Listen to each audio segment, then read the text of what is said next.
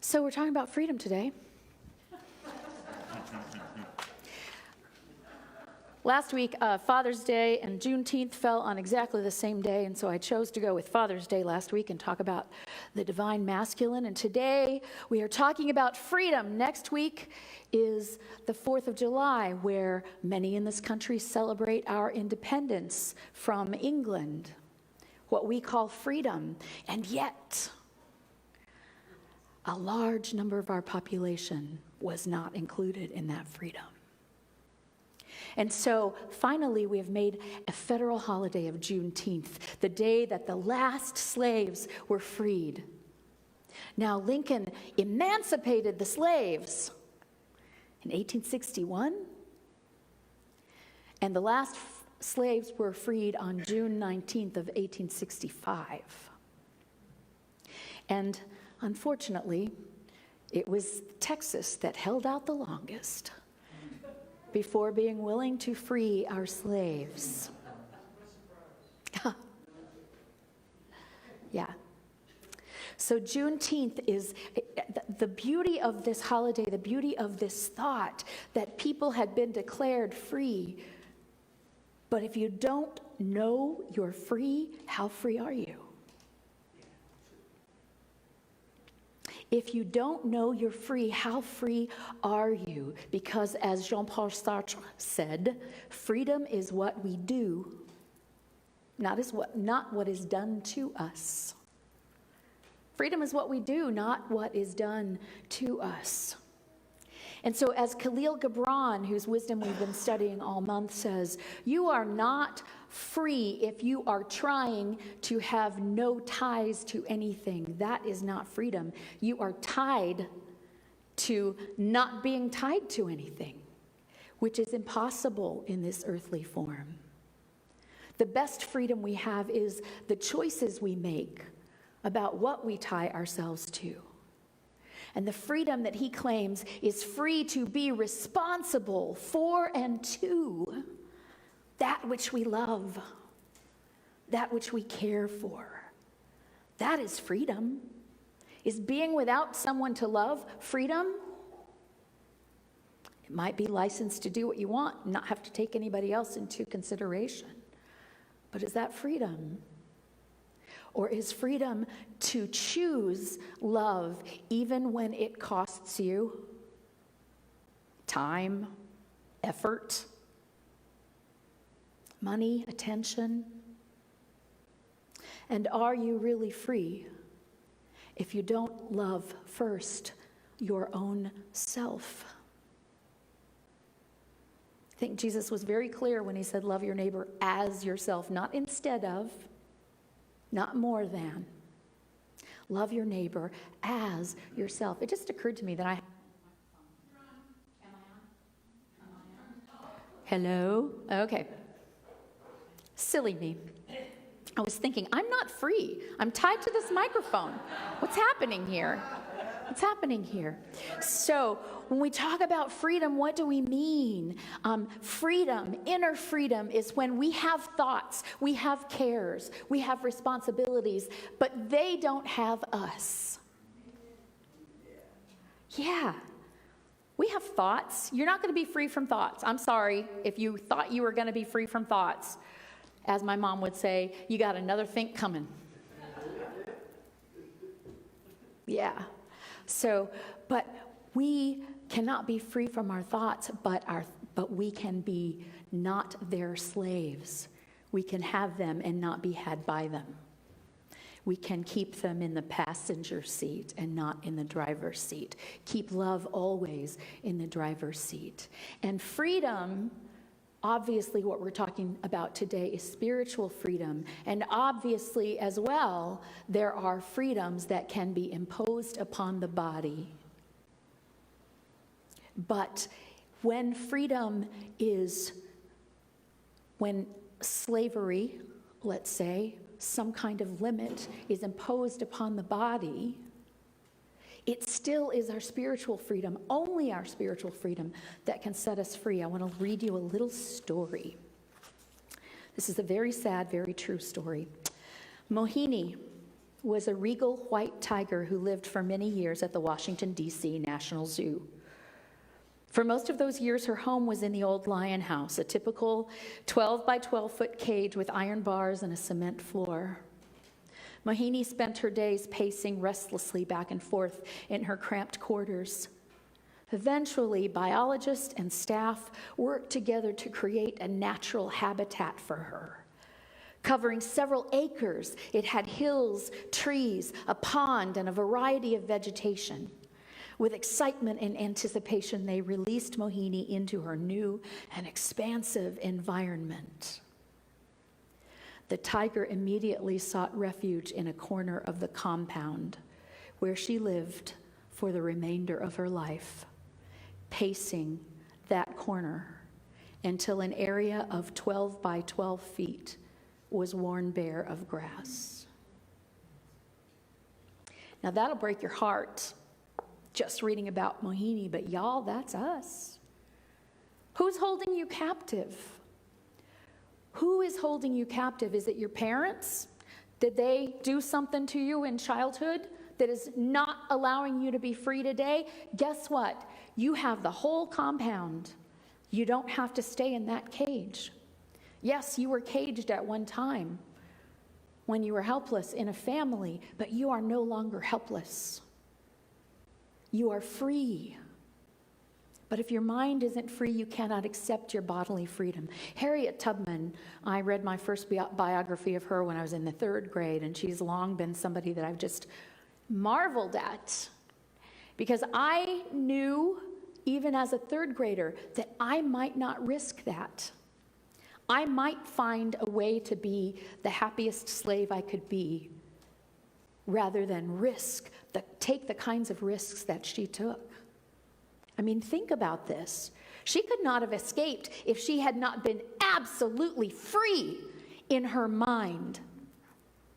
And that mindfulness, that idea of freedom that took her over, was what allowed her body then to follow and allowed other bodies to follow her, because that's what she did. By knowing she was free in her mind, other slaves thought, what if I could be free too? But they had to claim that for themselves. They had to claim that for themselves before they would have the courage to follow. Now, I would like to think that today I would follow Harriet Tubman, but when I was in the 3rd grade, I was in a cage of my family. I was in a cage of my religion. I was in a cage of my fear. And I have devoted my life since then to breaking through those cages. Some of them I see, and I have deliberately broken free from, and others, I'm sure, are still having their way with me. And when I become aware of them, and only when I become aware of them and dare to claim something new, something else, something free, will I be free of those as well. And so that's what our journey is about. What is it that you want to be free from? What is it that you want to be free from? Because freedom from care is not possible while we're embodied. It's a waste of time and energy. It's not going to work. It's not going to work. We cannot, as Khalil Gibran says, we cannot lose our cares any more than we could shed parts of ourselves. We are one with our own life. We cannot lose our cares without losing ourselves. You can't just start taking off your arms and legs. Although, again, Jesus talked about that. If your right hand offends you, cut it off and throw it away. Does that mean actually cut off your hand? It means whatever is not serving you, you do not have to remain tied to it. Spiritually, you can make a decision to be free from whatever it is. And free from addiction? Yeah. And addiction is what people call freedom when they're trying to escape from other parts of life. Switching one imprisonment for another. That's what we do. We get addicted to things, to people, to ideas, to pastimes.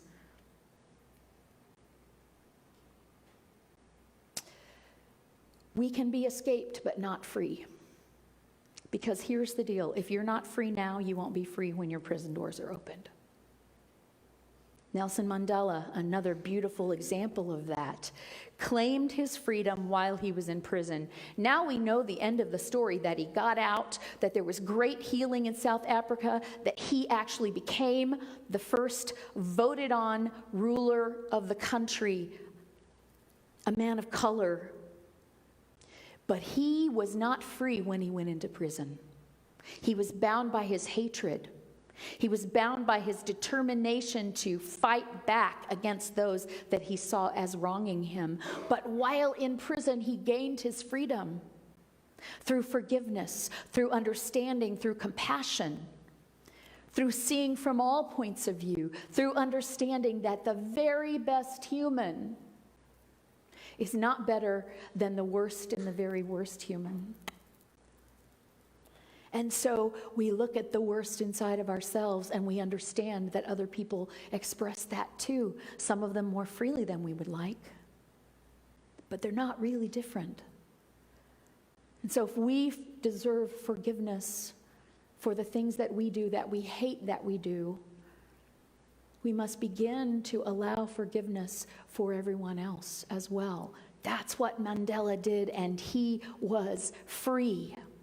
The moment the doors were open, he was free. He didn't have to spend any time getting revenge, licking his wounds, seeking out the people who put him there, wasting time and energy on punitive action, but was able to say, listen, the only thing that will transform this society is love. So let's forget all that other stuff and let's find some love. Let's find some love. Can we be free from worry? Can we be free from worry? I hear that that's a theory, that you can be free from worry. I've never actually been free from worry. We always are worried, though, about not getting what we want or losing what we have. Can you think of a worry that doesn't fit in that category?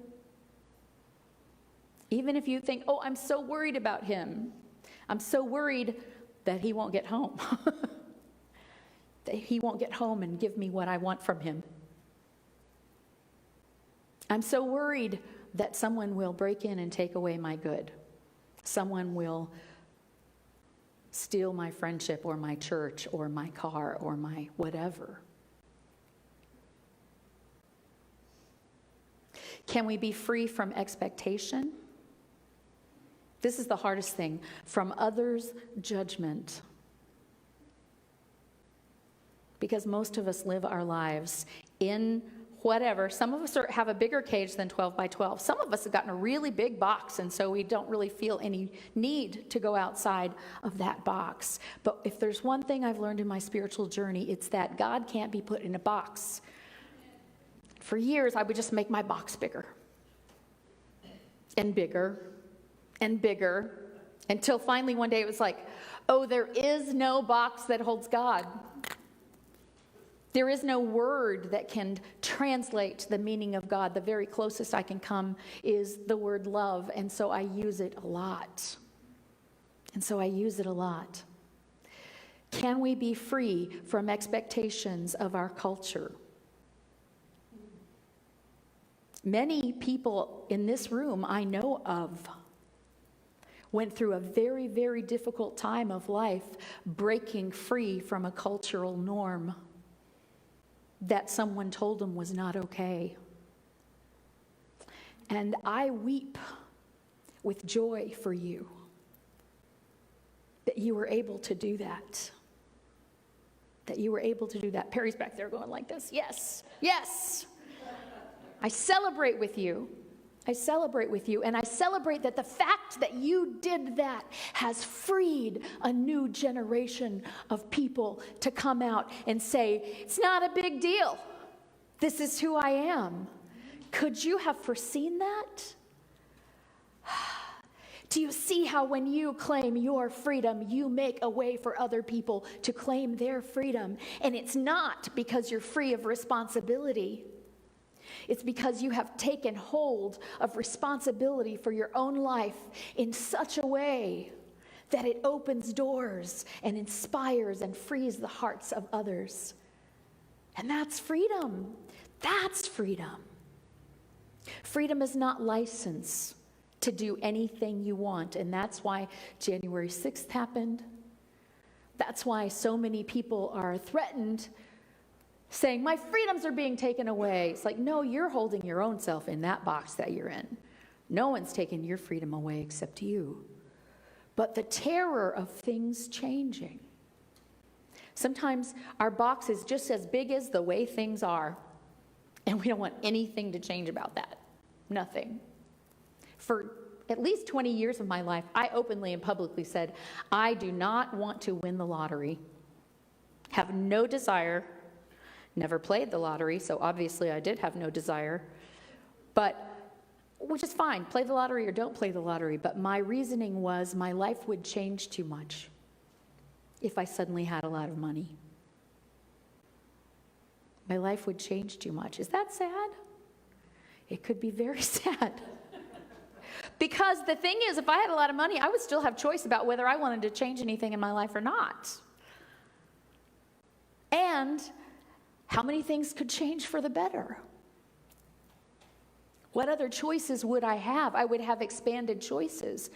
I don't know if any of you are afraid of expanded choices, but I remember the first time I went shopping, like in a department store, and knew that I didn't have to head for the red clearance sign in the corner. I still head there first. But I don't find what I want there, I can expand my territory. I'm allowed to do that. Who was keeping me from doing it before? Me. And so we begin to learn all the ways that we can free ourselves. Faulkner says we must be free not because we claim freedom, but because we practice it. Ooh. And can one's freedom ever be bought at the expense of another's freedom? The people who marched on January 6th were under the mistaken idea that they were expressing freedom. But if your expression of freedom stands in the way of harms anyone else, you are not free. You cannot be free. True freedom is never at the expense of another person. And so what they did, bless their hearts, is tie more and more and more chains around themselves. Some literal, but all metaphysical, all spiritual. And so I can have compassion for that in the way that I can have compassion for the ways that I know I tie myself up in chains. Freedom. Freedom is to live in the world with all that that means. All of the ties, all of the responsibilities, all the cares, all the worries. Maybe not all the worries. Because worry is always about then or next week. It's never about where you are right now. We can be free in each moment, as the song so beautifully said. The freedom of each moment. This freedom is to live in the world and yet rise above it spiritually. And Jesus said, my kingdom is not of this world. And in Romans, Paul said, do not conform to the pattern of this world, but be transformed by the renewing of your mind. So this world has patterns. You can cooperate with them, you can fight with them, you can avoid some of them, but I promise if you avoid some, you're going to fall into others. But it doesn't matter because your freedom does not lie in these worldly patterns. Your freedom lies here. And no matter how free you are down here, you are not free until you're free up here. And no matter how fettered you are on this earth, you can obtain freedom. Maybe not exactly the kind that you want, but you can obtain freedom. And only by insisting on that freedom, as Harriet Tubman, as Abraham Lincoln, only by insisting on that freedom, do you give permission for others to know it's possible for them. Those of you who stepped out of your homes or out of your schools or out of your classrooms or out of your job and said, I am no longer going to hide who I am. Not going to do it. Whatever it costs me, if it costs me my family, if it costs me my job, if it costs me friendships, they were never mine to begin with if they couldn't accept me as who I am. You and you and you and you and you and you and you have changed the world. That is what claiming, not just claiming, but practicing your freedom can do. Think of all of the myriad other applications that you have. Gibran says, and if it is care you would cast off, that care has been chosen by you rather than imposed upon you. And if it's a fear you would dispel, the seat of that fear is in your heart and not in the hand of the feared. All things move within your being in constant half embrace, the desired and the dreaded, the repugnant and the cherished, the pursued and that which you would escape. These things move within you as lights and shadows in pairs that cling. And when the shadow fades and is no more, the light that lingers becomes a shadow to another light. You get that? You break free of this one, you break free into this light of freedom, and you find there's a greater light. And you'll hold those freedoms within you until you break through to the next one, and the next one, and the next one. Thus, your freedom, when it loses its fetters, becomes itself the fetter of a greater freedom. When we rise to the divine light of understanding, that is true freedom. And there is always more. We live in a world of both and, a world of infinite love, a world of eternal grace. Can you imagine that the best that you can possibly imagine is just a tiny smidgen of what is available? But you have to get rid of what's holding you down now before you can reach that. And then you will understand there's something greater.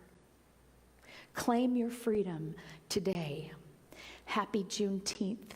Happy Independence Day. Thank you.